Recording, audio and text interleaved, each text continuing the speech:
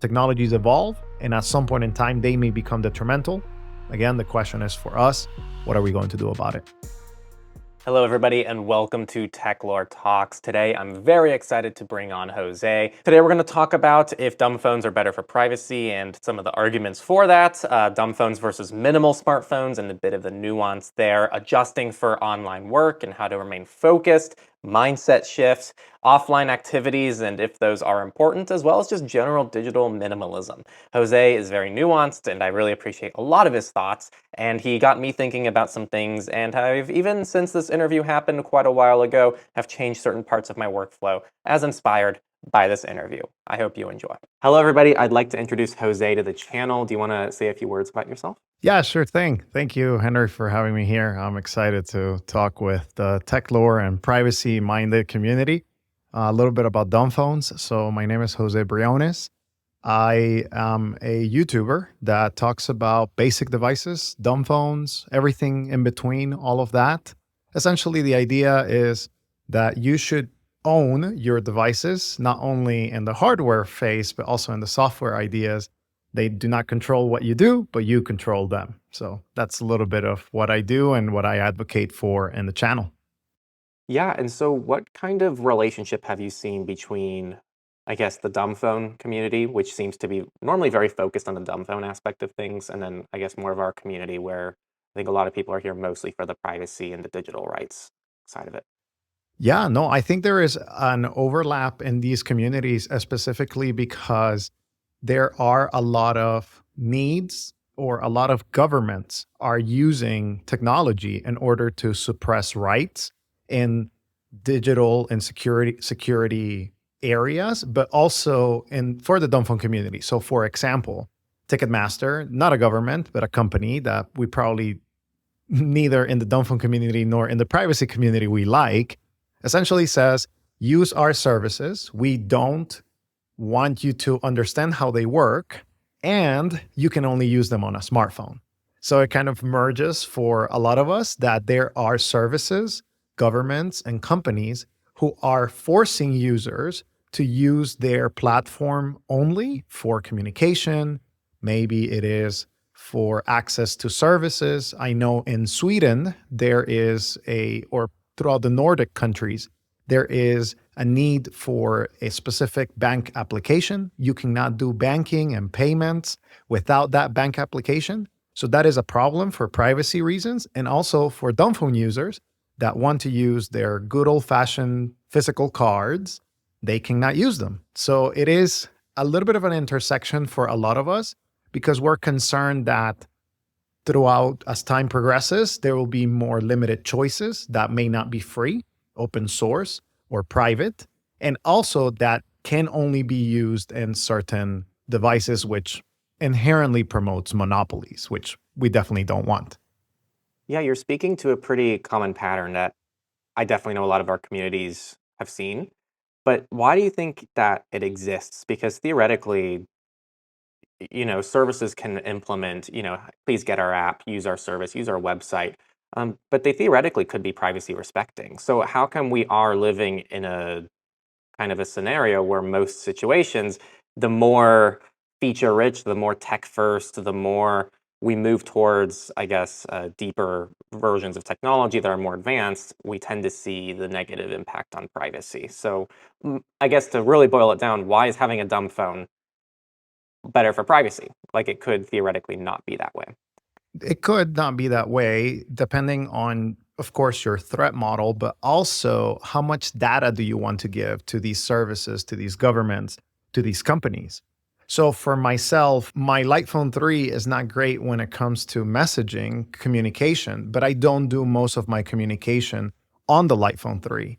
I do it on a desktop. I do it on a laptop with private clients. So I don't have, or at least the services that I use, the apps that I'm using, they're not mining my data on the background.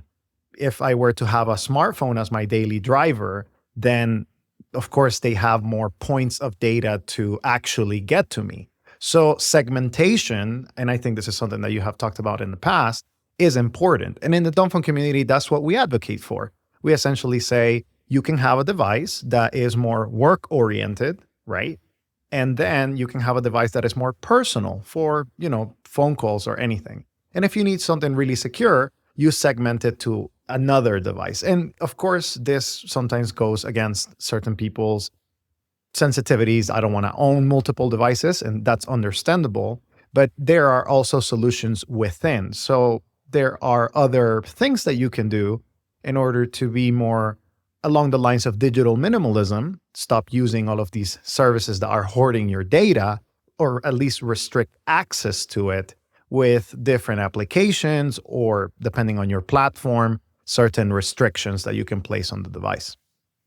Yeah, so how do you feel about a common criticism I see, it's actually probably the number one criticism I see about dumb phones is, well, why don't you just get a smartphone and make it dumb? Why don't you just install a custom ROM that and just don't install Google Play services, but that way you still have more flexibility and you can still install some more apps than maybe like what a light phone would provide. So what do you normally respond to that with? So I think that is a valid argument, and a lot of people are probably going to benefit from using it that way. So, for example, I do some testing for certain NFC blockers. This is just one of them. There are different ones that what you do is you tap the phone into, the NFC blocker, and then you block yourself from accessing applications. You tap it again, you gain access once again, right? And these are pretty affordable, like something like $30. You can even create your own on iOS with a cheap NFC tag. But what I would like to say is essentially when it comes to this is that you are now giving your freedom or your platform choosing, like the way that you're choosing your platform, the way that you're trying to live your life is now dependent on that device. So for me, the change is not necessarily a device change. I used to think this way. My problem with screen time is the applications inside of my phone. I need to get rid of them, and then that will be it. I'll be fine. I need to change my device. I need to go into a light phone. That's what I used to believe. But I think it's more of a mindset. So what we need is not necessarily the replacement of devices, it's more the renewal of our mindset that says, I don't want to spend a lot of time on these applications. Therefore, they do not bring a lot of value into my life. And because they do not bring a lot of value into my life, I'm going to eliminate them out of my life. Now, there is also something to be said that there are some people who have been chronically online for whatever reason. Let it be because they find their social networks within the online world. Maybe it is because they are dependent upon certain services, or they just like it. They like a lot of information. And that can cause a certain detriment to your physical experience. And I think, at least for the dumb phone argument, when you have a dumb phone, you do have less access to certain distractions, and thus you can replace them with something different, a completely different lifestyle that may be more offline, going to nature, going to physical encounters, social encounters, going to the bar if you drink, going to the coffee shop if you like coffee, and meeting people in there. So I think there is an argument to be said that while, yes, it is true, you can put a custom launcher, you can replace the ROM for something that is more private, you can delete all of these things, you will inevitably have a certain level of access. And it's up to the individual at that point to say, is this what I want as a part of my lifestyle? Got it. And regarding the mindset, if someone's listening and they're maybe a little confused about how to ask themselves or how to put themselves in that mindset, how do you normally kind of start that conversation with a person? That's a great question. I think the first thing that you have to do is an audit. You need to know where you're at in your device usage. So, for example, when I first started in this journey, I used to spend about 12 to 13 hours online throughout my day doing different things. Work was one of them, but also a lot of entertainment. And I started to experience a few physical realities, like I was more sedentary, I started gaining a lot of weight, and I just didn't want that in my life. So, in order to know the problem, I first, looked at your screen time report and say, okay, what is the problem here? What am I spending my time? What are the activities that I am saying that, hey, this gives me a lot of value? and maybe this is why I'm online. So usually the culprits will be a browser. Another one is Instagram. That one seems to be recurring. And I think another one is YouTube or Netflix. Usually those video entertainment apps, they take a lot of our time. So the question is, do I want to spend the rest of my life doing these things? If the question is yes, continue as if nothing ever happened. If the question is no, then okay, what can I do? So you start changing the mindset and say, okay, I can uninstall the app. Let's test it out for a week. You test it out for a week, you uninstall the app, you did not install it once again. This is good. It's consistent. Then over time, that habit will remain. But as I have seen, many people, what they do is they just reinstall the app again and they go back to square zero. So then I tell them, okay, then let's look at the alternatives. Can you get an NFC blocker? Can you delete the app or delete the app store so that you don't download it again? Can you give the passcode to a friend? So, still you keep your smartphone, it's still very useful, and you just give the passcode to a significant other, to a friend, to your parent, or whatever it is. And now whenever you get that screen time request, now you don't have the passcode anymore to be able to access it again. So that level doesn't work.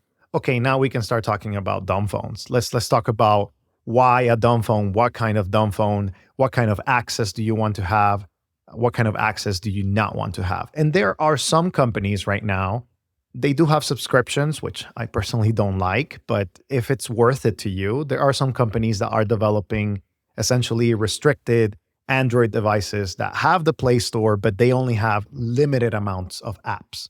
And this is done via Samsung Knox. So there's a Knox platform that locks it down.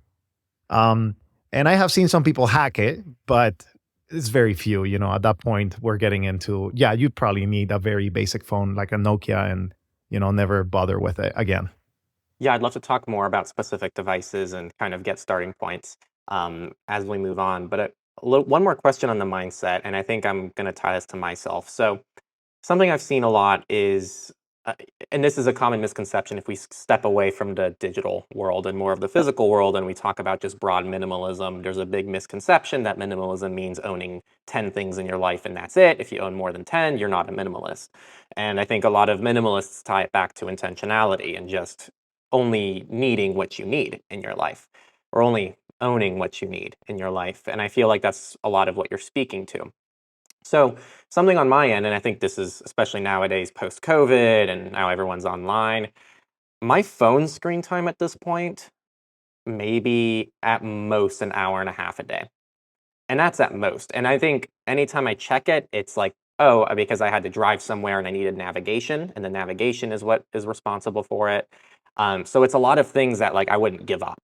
So I feel like my phone relationship is very good, but my job is all online. So if I actually add my total screen time, I'm still looking at 8 or 9 hours a day, because all the time I'm online, I'm in front of a screen, in front of my computer, and that's not really something I can give up.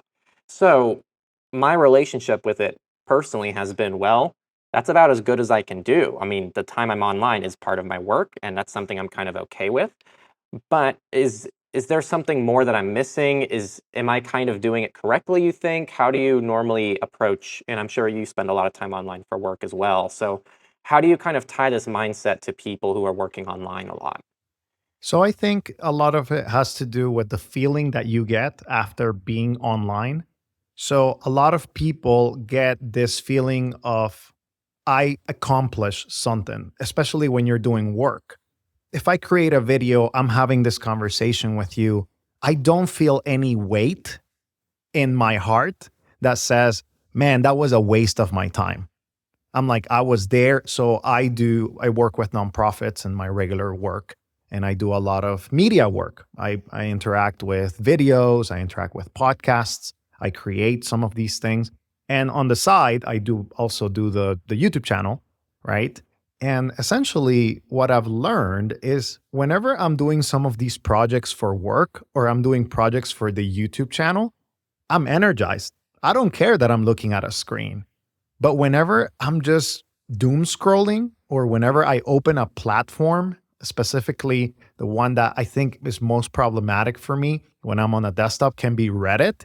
And I'm sometimes reading these conversations and going back and forth. It's not energizing, it feels draining. So I think that's where the mindset starts as well. You need to start noticing, okay, how do I feel after I use this? Is it something that I said, wow, this was great? I love watching these reels on Instagram. They gave me a lot of value. I learned so many things, because sometimes that could be the case. Maybe you saw a video that prompted you to start a physical routine or to change your habits, your dietary habits. Or maybe it was just something simple that gave you a cheerful, man, that was a great video. I love watching it. There's no problem. However, I do notice that a lot of people have this feeling of dread, or this feeling of, I could have been doing something more. I could have been doing something better. And instead, I wasted my time doing these activities. So when you notice that feeling, then ask yourself, what would you be doing instead? Maybe it is, going to the court to play basketball or soccer. Maybe it is painting. Something that I do recommend to a lot of people is to have a room within their house, or maybe even a corner, that is all offline, so that you can just do offline things, a puzzle, reading, painting. Maybe you like woodworking and you have a lot of space, so you want that corner to be only for offline purposes. That gives you that mindset, and it will reinforce the positive feelings at the same time. So I think there are a lot of things, but notice that feeling that you get after you are online. I accomplished my work. I did what I had to do. Great. If the feeling is, it wasn't that great, then that signals that you may need to change a few things. Got it. No, a lot of great stuff. And I was taking notes so I don't forget some questions that came up while you were talking. The first one is on the topic of feelings, I think it's great advice. And I think that if a lot of people were to reflect on their feelings after they use certain tools, and I think a lot of what you're describing is actually creation versus consumption. Consuming online content might be more likely to give you those negative feelings, whereas work, and like you said, you're creating something, tends to have more beneficial feelings. Um, what I've noticed, though, in some of my friends in the past and even to this day, a lot of people, and I feel like there might be a level of self-awareness, or maybe it doesn't bother them as much, but their feelings might actually betray them slightly.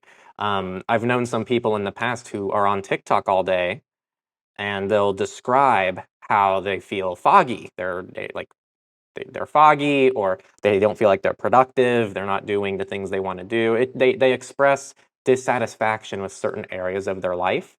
And from my perspective, I feel like I don't know what's causing. I don't know the cause or effect, but I feel like the TikTok side of things can't help.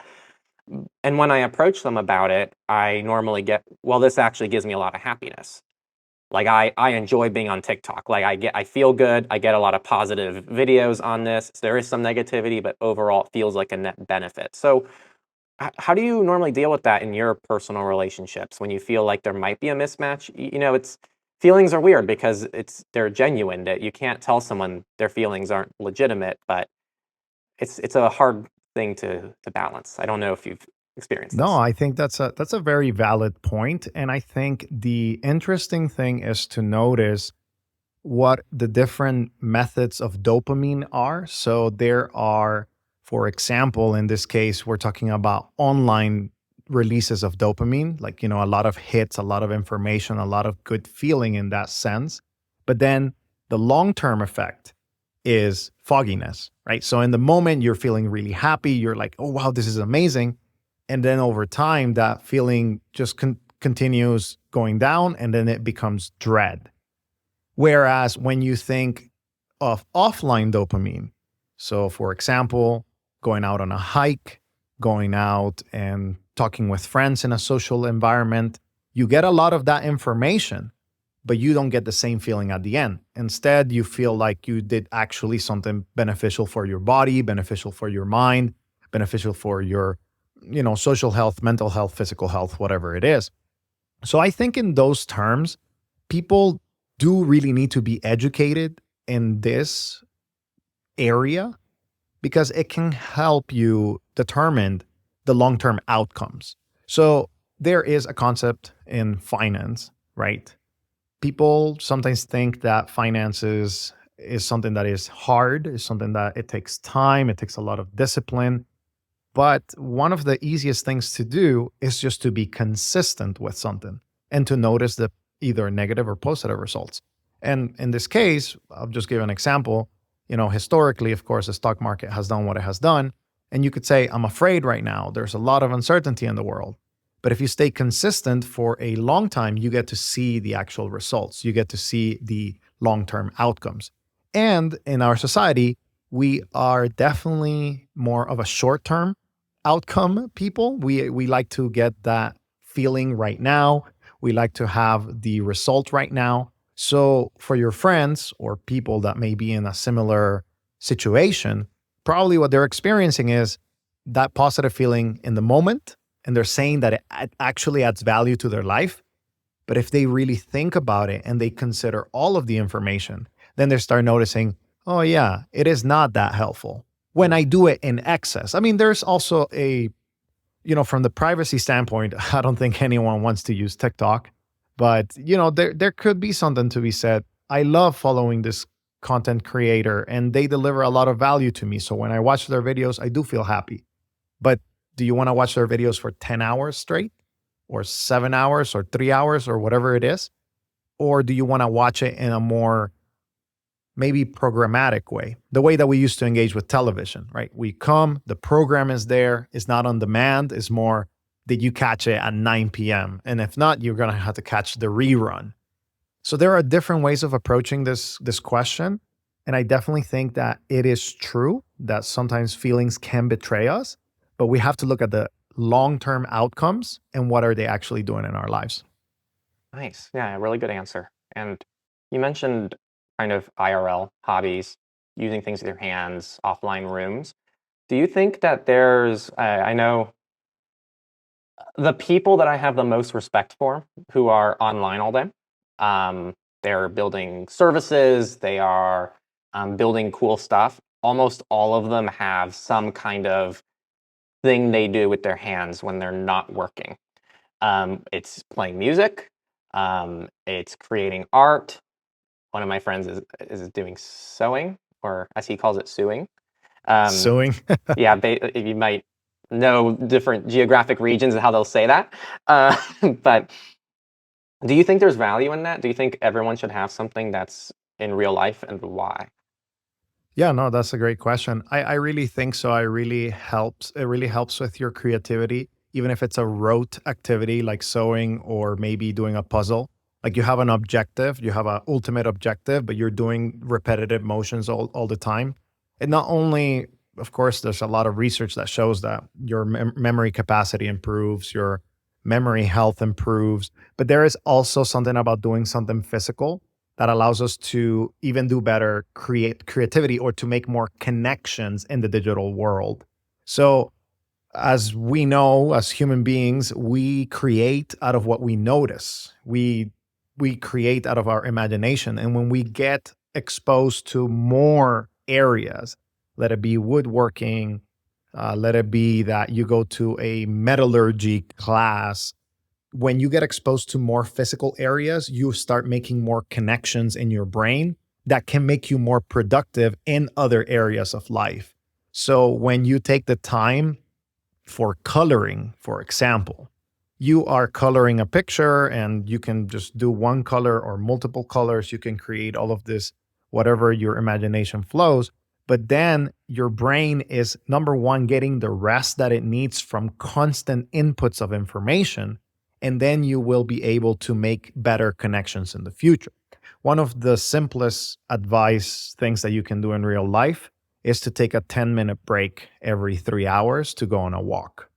So if you take a 10-minute break to go on a walk, you will, without devices, of course, like without any pumping information into your brain will start making associations. So if you're really stuck in a problem, or if you're a student and you are, you're writing an essay and you're kind of like having that writer's block, if you go on a walk, your brain will start making different associations. It will start noticing things in nature. And then all of a sudden the ideas will start flowing.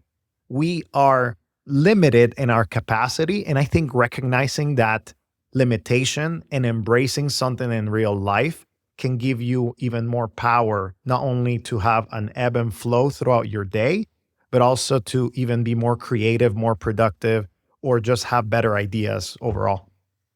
Nice, nice, really well said. Um, kind of going back a little bit to my relationship with things. So I think my least favorite thing to do on for both Techlore and Cake Wallet is Twitter.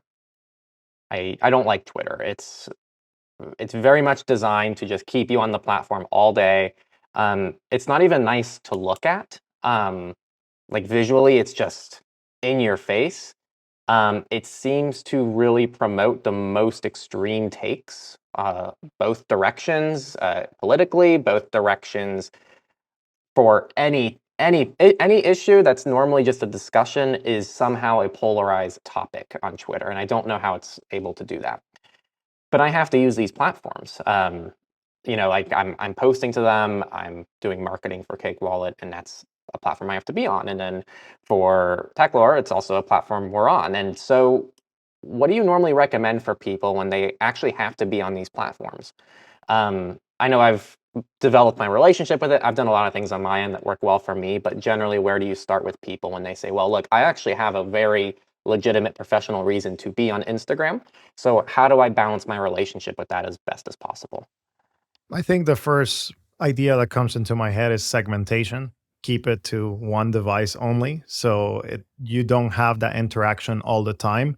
This may be even helpful from like a work relationship perspective. So I sometimes take trips, and whenever I take trips, I'm going to different locations that I don't know anything about, and I may need directions. I may need a more reliable phone with different applications, or I'm going to encounter a restaurant that only has QR codes, or maybe it is something that it has an app that I have to use. So when that happens, I swap my SIM card and I have a travel phone because I recognize that it's most useful. So this is the Jelly Star, is a very tiny, device which I like to use for travel only purposes and for work. So segmentation allows you to separate completely and say, okay, I need Instagram. Okay. If I need Instagram, do I need the mobile version? Okay. If I need the mobile version, that's fine. I will put it on this device or even on an emulator, right? So I'm just going to use it on this technology. It allows me to do my work and then I can move on. So segmentation is one thing. Then the other thing that can really be helpful is just to have office hours. So, okay, you need to use Instagram. Perfect. That's not a problem. How many hours do you actually need to use it for your business? Is it 3 hours a day? Is it 2 hours? Is it 5 hours a day? Then create some office hours for those time frames. So you say, okay, we're going to be on Instagram from 3 p.m. to 5 p.m. to get customer queries and to do some engagement, to post the reels. And that will create a better relationship than if you just have it pinging at you all the time. So creating that separation, creating a schedule for these things can be extremely helpful. And then the final question that I know it's uncomfortable, but the question is, can I do without this platform?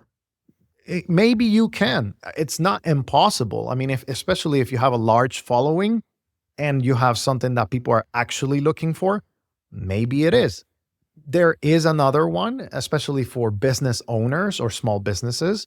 Can you delegate it? Do you have to be the one actually doing these tasks? Or can you delegate it to somebody else, pay somebody and say, okay, I'm going to pay you to do these tasks on Instagram, and then I don't have to spend my valuable time that I'm building this product, building this service, building this connection with the audience. I don't have to worry about the metrics and the SEO and all of these things. So just delegate it to somebody else. So those are some strategies that you can use. And for me, I'm trying to reduce the amount of services that I sign up for. Like at least in the past 2-3 years is Blue Sky and Threads. I'm like, okay, I don't have time for yet another sign up. I'm just going to keep what I have. And whenever I'm ready, I will go away, knowing that I'm okay missing out on the benefits and rewards that these platforms may be able to give me. And I think that gives you more power because you say, like, yeah, I'm okay. Like, I don't need the extra $30 or $20 a day or whatever it is that you make because it's not that important. Nice. One question I've always thought about, and I feel like it's actually maybe a polarizing discussion, and it comes down to personal preference. The concept of digital minimalism, from a hardware perspective, is very fascinating to me. So my historical relationship with it is as few devices as possible. I don't like having to manage 5 different phones, keeping them all up to date, managing my software, keeping my files synchronized. It's a pain in the ass. And same with computers. I used to have like a laptop with 3 operating systems on it. I had a desktop, and then I had a personal laptop. And so I realized very quickly that managing these things was really obnoxious, but it was really nice to have dedicated devices and operating systems for each specific part of my life, and the segmentation was very important from that. And since then, I've talked to a lot of people who actually have the opposite relationship. They say, actually, to me, digital minimalism means it's not about the hardware, it's about using devices that get the job done. So they're like, well, I have a whole Mac Mini just for editing videos. Oh, I have a whole MacBook Pro just for these specific work tasks I need to do on the go. I have a whole third laptop just for my personal life, so that way I don't have to do it on these other devices. So where I'm going with this is, how do you see this relationship with hardware and digital minimalism, and how do you help people kind of work through that? I think what matters is the mindset again. You do have to have the mindset of what is actually important to you. And you also have to be realistic about your budget, right? Is this something that you want to spend a lot of money on? Because I personally use the light phone as my main device. And the reason why I have kept it for so long, I had the light phone 2 before that, is because I didn't really need music. I don't listen to a lot of music. But had I listened to a lot of music, the experience on the light phone 2 was very subpar. Like, you could only have like 1 gig of music, which is about 200 songs. And if you're really into music, that's not going to happen, right? So I think finding the right tool that supports your lifestyle is something extremely important. But I think it's the mindset that, okay, which one do I prefer? I need to know myself. I need to know that segmentation is better for me or intentionality is better for me. I can be intentional with my laptop. I can be intentional with my phone. I can be intentional with all of these things. And I don't need to create all of these different devices and multiple setups and all of this kind of stuff. Maybe I keep it simple, keep it to 2, a work phone and a personal phone, and then 1 laptop to rule them all with Linux, of course. So getting that mindset, understanding that purpose is, I think, the first step. And I think the second one is just realizing that consumerism is not going to solve your problem. That goes back a little bit to the mindset, but a lot of people think that, oh, if I just get this device, if I just buy this one extra added accessory or software, that is going to do it for me. No, those things are going to support you in your decisions. And if it's more clunky to use than it is helpful, then it's going to be detrimental to your decision and also to your budget. So I think centering yourself with the reality that there is no one solution for everybody. I need to find that the solution that works for me, that works the best for me, is the first step. Look at your budget and say, like, okay, am I doing this out of impulse? Am I doing this just because it looks cool? Or does it actually have a purpose? And then, you can move forwards to there to say, like, okay, I'll have 1 device or I'll have 2 devices or I'll dual boot or, whatever it is that you want to do. Or like myself, I just like to keep it simple. I have a desktop, it works, it does what it needs to do. And when I'm on the go, I have the light phone. When I'm on a work trip, I have a laptop for my work trip. And that's it. Yep, really straightforward. It's interesting too. I mean, over the years, I mean, you used to have an iPhone for mostly phone. Back then, there was also an iPod Touch, which was like an iPhone, but with missing features, but a lot of people had both of them. And we used to have the iPod Nanos and the iPod Classics. So if you actually were serious about music, you used to have that. And then you'd have a desktop, you'd have a laptop. So we've kind of gone from having so many dedicated devices to combining everything into just a few devices. And I mean, same thing with, like, back then people had multiple watches. like one watch to go out for a fancy dinner, one watch for fitness, one watch for just casual usage. And now for most people, it's just an Apple Watch, and it kind of serves the purpose of all three. So we've really been able to consolidate things, and I think that comes with some drawbacks. But like, I think your way to kind of help people see through that is a really solid starting point. I have a couple more broad meta, more deep questions, but before we get to those, I kind of want to talk about devices since we're on that note. Where do you normally start people off? I know you talk about dumb phones. You have a great website. I've used it a lot. Even before I started speaking with you, it's something that was really cool. So if you want to talk about your website, please do, because it's super helpful. But what devices do you normally like start people off? What are your favorite devices? What do you normally recommend to most people? Yeah, so I think what you need to recognize is that in the devices world, there are a lot of options. That's the first thing. So that's why I created the dumb phone finder. I tried to create a curated list and as much up to date information as possible as it allows me to collect the information and update it. So essentially, what I do is you can filter there with your needs. And I think that that's helpful because everyone has different needs. Now, I want to say that the first thing that I say to people is start with what you have. Start with what you have, understand what you have, and why it's not working. Now, if you have come to the decision that you just want a button phone, like you just want buttons, you love buttons, or you want a light phone because it's cool and it's just something that you want, and it actually supports your lifestyle. Like you're not going to be compromising on a lot of things, it's not going to be too much friction. Then there are a few devices that or maybe it is that you want it completely locked down. You don't want the access to all of these apps, but you still want access to calls, text, and maybe navigation or something like that. So I say, okay, start with what you have. Look into the NFC blockers, Brick, Bloom, focus on iOS, Unplug. Those are some of the NFC based blockers. This one's called 4REM. It has more like a feature for sleep. Like that's their whole thing. Like their branding is more towards sleep. So use the NFC blockers. Maybe they work for you. And if not, okay, let's talk about dumb phones. Let's talk about a few options. I tell people get a dumb phone that supports your lifestyle, but that also will get updates because there is something to be said, sadly, about the dumb phone reality that we live in, that companies just put them out there and they never update them. So if there is an issue with the phone specific devices, they will never fix it. And this has happened with a few phones here and there. And essentially, people give up and they go back because the company wasn't really behind the phone. They were not really giving updates to it. There is another layer that could be helpful is how much friction do you want? Maybe you want a smartphone that has an e-ink screen. So if you want a smartphone that has an e-ink screen, that allows you to have all the apps that you need, but it is because of the e-ink, you have a lot of friction and you're not going to be using it as much. So that can be extremely helpful as well. So those are some options. Those are some ideas. So start with what you have and then look at, okay, how much friction do I want to add into my life? What can my lifestyle actually support? Maybe you really need all of these apps.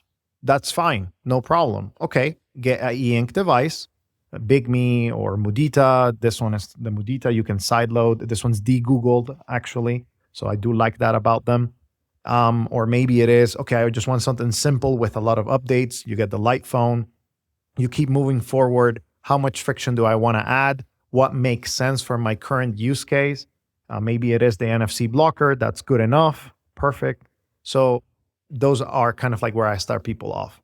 Use what you have, put some blockers. If that doesn't work, start adding friction all the way down to what is it that how much friction can you actually introduce into your lifestyle without breaking it down?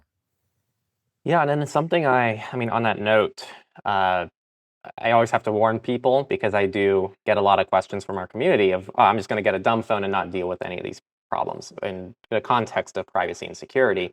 But something a lot of people forget about, and you alluded to it earlier, is basic encrypted communication is pretty rare on these devices. And I do like how you include a filter. You have a filter on your website, I think, for WhatsApp, for Signal.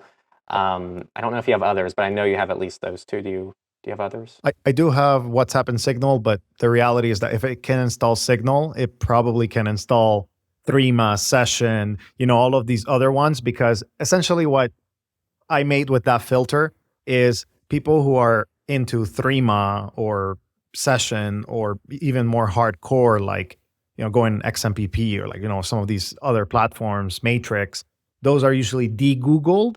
And Mm-hmm. my litmus test for that one is if it can install Signal, it can install Right. pretty much all of these other ones side loaded because they're de-Googled. Very cool. Yeah, but a lot of these phones lack that ability, and so and you even mentioned it about the Light phone. That Light phone doesn't really support any end-to-end encrypted messaging, which could be a serious limitation. I know it's been a huge thing for myself, and it's why the Punkt was always an attractive one for me. And I know you saw that review, and I know they've released a new client for their Pigeon, which allows desktop syncing. So now, even if the phone Pigeon breaks, which I know it was broken for a long time, their subreddit was really pissed off about that. At least now you can still use it on your desktop. How do you normally communicate about this issue to people? Is it something you make obvious? Is it something that you don't think many people should be concerned about? Um, yeah. No, I talk about it very openly, and I say to people, you need to understand if this is the kind of communication that you want to have. You need to be aware of the risks. So I think a lot of people use SMS here in the United States, of course, still, and hopefully we will eventually get RCS or more encrypted communications. I know RCS is not really encrypted, but we can have that longer discussion about that. But I think there are some solutions that are middle ground. So they have, an extra application here or there, or you can side load the application. For example, there's this one is a little deprecated when it comes to Android updates, but you can technically install Signal. The Cat S22 is a flip phone. It's like a really chunky flip phone, and it's running Android Go. So it has all of the Android Go facilities, and you can just install whatever application you want. So something like that can be extremely helpful. It just depends. And this is where I personally say, okay, if you really want a dumb phone that doesn't have all of these other things, like completely nothing, not even related to SMS, not related to applications, don't have any ability, just know, but you value privacy, just know that you're going to be a little bit slower in your communication. And this brings a very important point that sometimes you need to have the courage to be yourself, even if your family or friends or whoever it is that is telling you you need to use this service, and you're saying to yourself, okay, I will use this service, but I'm going to use it on my own terms. I will reply to you when I get home. So if you really need to contact me, give me a regular phone call. It's not the most secure way. Yes, it's not the most secure way, but it is the way that you can contact me because I have decided that this is the lifestyle that I want to have. And you need to stand up for what you believe. So, I mean, for me, for my example, I use the light phone on the go. People can reach me if they want to reach me. If they have sensitive information, I have over time told them, you need to send it to me via this platform. And Mhm. whatever platform that is for you, like choose that platform. And people get used to it. Over time, people call me more when they need to actually get a hold of me. Or sometimes they call me and say, like, hey, I really need you to go check Signal. And then I'm like, okay, hey, I'll go and, sign in and, do whatever I have to do and I'll go check it out. Or I'm going to tell them, like, hey, I really can't check it right now. Give me 15 minutes, I'll be able to get to a terminal and sign in and do all of the things I need to do. And then, that's it. Really cool. No, that's really good advice. So the last few questions that I have are more kind of like zooming out, kind of our relationship with ourselves, with people, with others. And the first one, I think, this is going to be the last one, but you already kind of started speaking to it. So how do you feel about when our choices to use these inconvenient services start impacting people around us? And this is something an anecdote. So one of my old friends had a friend. I don't know the other friend, but they were starting to go out with this friend, and the friend actually had a light phone. And they were complaining about it. They were like, man, they couldn't get navigation. We got lost. They refused to just ask for help. They refused to just use a different device. So how do you balance that in your life? Because I'm sure that our choices impact other people negatively, but you don't want to overdo it either, because then people will just not even want to talk to you. Yeah. I think you need to recognize what is the level of inconvenience that you want to introduce into your life and also into your loved ones that are around you. I personally think that it's probably best when you don't interfere with anyone else, like not in the convenience sense, but it's just like, okay, you're making these decisions about your life. I'm making these decisions about my life. There is a clear separation. There is a German philosopher called Alfred Adler that talks about this. And he talks about it and he says there needs to be a separation of tasks. So my task is to live my life according to the best way I can. Your task is to do the same. And from time to time, they're going to merge, right? Like our paths are going to merge. And the question there is, okay, what is my responsibility in this situation? What is your responsibility in this situation? Because, for example, if you're with somebody that has a dumb phone and you have a smartphone, well, I guess the question is it my responsibility to look up the maps, to look up the information because I have the more powerful device? So being clear about what those tasks are, I think it's going to reduce a lot of friction in the communication.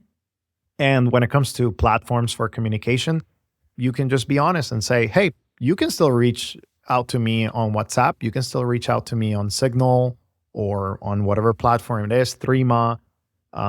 But it's only going to happen during this time period. And that is what I'm comfortable with. That is what I know benefits me the most. And if you don't want to be my friend because of that, then the question that you have to truly engage with is, what is more valuable to me? Is it this friendship or is it my lifestyle? And if they cannot accommodate to my lifestyle, then, you have a breakdown there. Am I doing it because I'm people pleasing? I'm just using these platforms because I want to please people? That's not a good thing either. So you have to keep those things in balance and say, okay, I'm going to stick to my guns. I'm going to stick to my lifestyle as much as possible. And whenever we go on a trip to an unknown location, I'll concede. I'll use a smartphone. It's just a better way to live. Most people usually keep a smartphone in their drawer or a tablet or something like that. So that will be the most useful. And I think understanding, okay, am I willing to lose this person? Is this relationship really that valuable?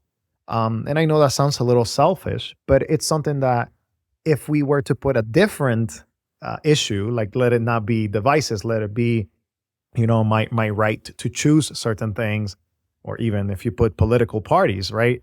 I mean, all of a sudden you're like, is that friendship really, really helping me and achieving the things? Because I want to live in this lifestyle. I want to live in this way. And you have to be okay with losing something. Not everybody is going to be happy about your choices. So you have to determine what is the amount of loss that you're willing to endure and what is truly, truly necessary, which relationships are actually helping you. And of course, it is a meta question, it's very difficult, and it's something that is personal, but you have to decide it for yourself. Well said. Do you think technology is bad? And No. do you think that we're anti-tech? No, I don't think technology is bad. I think the way we use technology is neutral in my view. And the way that we use it is what determines the outcomes. Now, we can make an argument that certain technologies have been created with specific purposes. And the question is whether that specific technology is bad. So, for example, cameras are great. I think they're amazing. But surveillance cameras are not great and I think should be abolished from the face of the earth because they invade on our privacy. So it is the same technology, but it has completely different purposes. Now, of course, if you put this camera that I'm looking at right now on a street, I don't know how much high definition you're going to be able to get at a long distance. But if you put one of those surveillance cameras, then, that is a completely different thing. So I do think some technologies have been invented with evil purposes, with nefarious purposes. I think, for example, the smartphone was created with the purpose of making everything really nice, convenient. But once we started allowing everything on the App Store, I think that's when things started to break down a little. And then instead of making phones that were small, we started creating phones that were really big to drive users to certain applications. So as you see, these technologies also evolve. So they may have started at a very good place, but over time, with people's preferences and companies' preferences, they are now exploiting some things as the technology evolve, and they become detrimental to us. So the question is, yes, technology is useful, but then when is that switch happen, and what are we going to do about it? Where are we going to do corrective technologies? I'm trying to think of an example, but it doesn't come to mind. But I mean, when it comes to digital rights or just the ability to own things, right? We used to have CDs, we used to have cassettes, physical copies of music. And then over time, publishers have taken away that ability. And now you have to have a subscription for certain things unless you buy it directly from the artist. But I can definitely see how that technology has evolved. But some people are saying, you know what? I'm going to go back to the physical device, to the physical record to listen to my music. Not only because it may have a different experience of how it sounds to me, but also because I want to own it instead of subscribing to these things. So technologies evolve, and at some point in time, they may become detrimental. Again, the question is for us, what are we going to do about it? Yeah, I have one more kind of final question to kind of hopefully stump both of us. But before then, I'm really frustrated right now in the phone space, speaking to the large phone situation, because I have such, I think, correct me if I'm wrong, I feel like these are such basic, easy requirements that I want out of a phone. I want a phone that is truly pocketable, around the size of like a 12 or 13 mini for an iPhone. I want it to run just very bare bones Android. Could be stock Android from Google. Could even be, a reskinned Android from a third-party manufacturer, but not too bloated. Ideally, it supports custom operating systems, but not even that's fully required. I'm willing to compromise on that potentially. And I want it to have more than 3 years of security updates, so I'm not just wasting money. But those aren't crazy requirements, and I feel like I can't get that anywhere, and it puts me in a really frustrating position. So have you seen any devices that are coming anytime soon that do that? Yeah, so I think the last requirement was the one that threw it out of the way, the long-term support, right? That's just hard to come by. Yeah, unfortunately. You can hack a Mudita or a light phone and make it your own Android system, kind of like create your own Android because they're de-Googled. Like, you can create your own Android stack and, customize it that way. But the problem is, yeah, long-term updates are just not going to be there. Sadly, I think the death of the small phone with security updates was what, Pixel 5a, probably that And then Pixel the 4, iPhone 13 mini, yeah. yeah, iPhone 13 The mini, Pixel Pixel 4a, actually, I don't even know if the 5a is that small to me, but the right, 4a but was pretty. the 4a, yeah, I was thinking in that region of time when the 12 mini, the 13 mini came out, and the Pixel 4a. And then they just said, no, it's just going to be less specs, but it's going to have this ginormous screen. And I think the founder of Pebble, he's trying to do a small phone Android thing project, but he needs a certain, because, these are economies of scale and all of that kind of stuff. And I think he's trying for enough people to sign up to his project to be like, okay, this is probably viable. We're going to make it. But there are, sadly, the only problem with the other ones, like, so there are mini smartphones as well, like the Jelly, but you really need to, like, you can put Lineage OS on this, for example, but then you have to do it yourself, and it's not coming by default, and that only comes with, do you have the knowledge to not brick your device or to recover it in case that you brick it? Is not available to everybody. But there are some options. It just depends on how much tinkering you want to do. Got it. And the last question is about consumption. We talked about how being online, consuming content can make a lot of people feel negative, yet we produce content. So how do you grapple with your relationship with putting out content, which inherently you have to play into the algorithms to some extent that we both probably don't appreciate. So how do you navigate that as a content creator? So I think the first thing that I decided very early into my content creation journey was that this was going to be a hobby for me. It was not going to be a business. And I know not everybody has that luxury. I do, and I decided to do that. And the reason why is because the day I want to stop publishing content, the day that it is not interesting to me anymore, the day that I feel like it's not doing any good, or the day that the algorithm bashes me completely, then I can just move on and go back to kind of like regular life without having to produce all of this content. Because I'm willing to miss out. There's nothing that is, this is not paying my rent. It's providing some side hustle income to a degree, but I'm not dependent on it. So that was the first thing that I kind of put my relationship with content creation in that framework. It's going to be a side thing, it's going to be a hobby. I'm going to do it when I have time. If I don't have time, I go weeks without posting because I'm busy at doing other things. Or for example, later this year, I'm going to be traveling to Europe and I just won't have time to post. I won't be in my regular environment. I won't post, and that's okay. I'll be gone for like 3.5 weeks and the world will go without me. And that is not a problem for me because I set up my relationship with content creation in that way. That's the first thing. And I think the second thing is to do it in a way that you're actually adding value to people. I could create a video a day. I could create a vlog and, kind of like showcase what my life is or do all these things, but I don't. I make videos that are under 10 minutes that explain some of the functions of the devices. I try to keep it short and succinct. Essentially, I create the videos that I wish were available when I started my journey.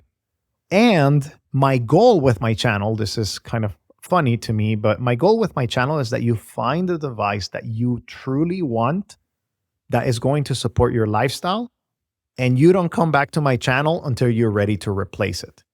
So it's essentially saying, hey, you found a dumb phone that is going to benefit you and that's going to keep you offline the most. If you don't watch any of my other videos, that's fine with me because I did my service, which was helping you find the device that you needed at that point in time. And if your needs ever change, I'll be there giving you advice, giving you understanding, answering questions so that you can go live your life out there like I've been able to live my life out here. Nice. Really cool. Well, Jose, how can people find you and reach you if they want to learn more? Yeah, absolutely. So there is the YouTube channel, of course, and there is an email address there. I am hoping one day to finally change that email address from a Gmail address. So sadly, right now is Gmail, but eventually we'll get to that. I'll probably ask you afterwards, like some of the pros and cons of having, these different email addresses or contacts with YouTube. But you can send me an email. There is also a forum that we host. There is the dumbphones.org, forum.dumbphones.org, and it's based on discourse. So similar to the Techlore platform, I think. And you can come and ask questions and have a discussion. You can also reach out to me on Reddit, even though I spend less and less of my time there nowadays, just because it has grown to be a massive community of people interested in this topic. And as you know, as things grow, and Reddit is a large degree social media, it's very algorithmically curated. And because of that, I hope to not spend tons of my time in there answering questions, but hopefully the forum grows and we're going to be able to answer it there. So forum, email, or just drop a comment in the YouTube channel and I'll try to do my best to answer it. Super cool. And we'll leave links to all that down in the description. So make sure you go check out his channel.